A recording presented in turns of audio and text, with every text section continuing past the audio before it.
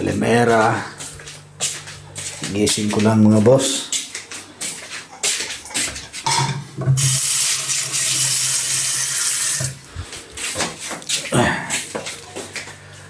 Today is Friday. Ganda naman ang panahon. May niluto si Mrs. ditong munggo kahapon. Initin ko lang.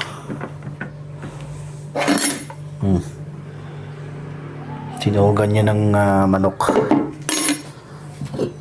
May konting kanin pa dito. Surog na ilalim.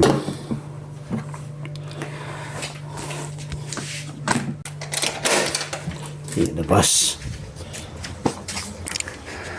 Ganda naman ang panahon. Ayos naman. Tahimik pa rin dito. Busy yung mga tao katrabaho.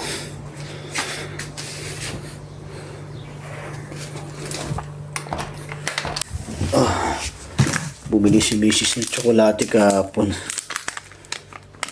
Bawas na pala itong isa.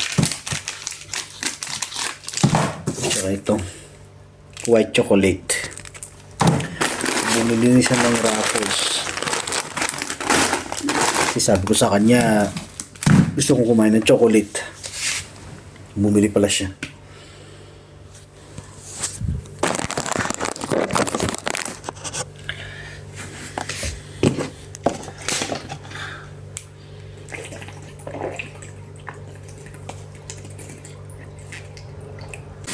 Gupit tayo mga boss.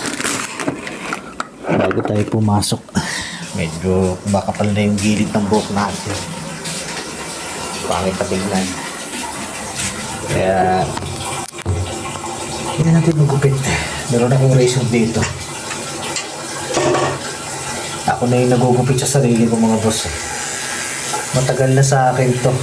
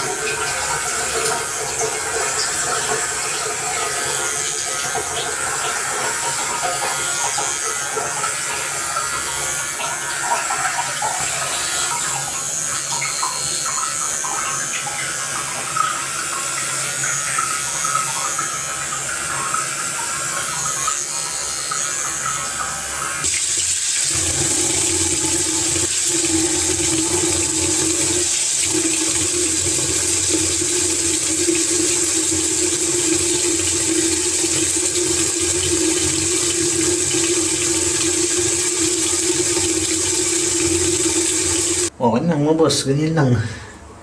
Diba?